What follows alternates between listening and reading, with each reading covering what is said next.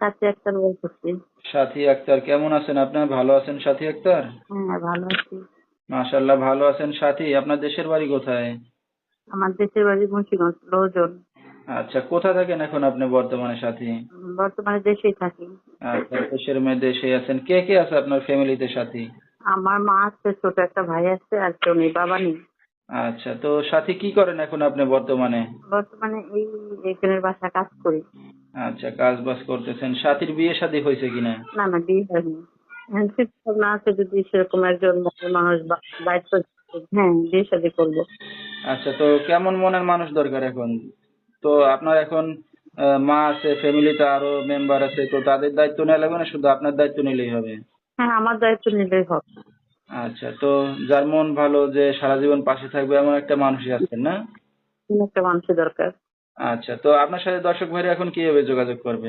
Number দেওয়া থাকবে, সে নাম্বারে যোগাযোগ করবে।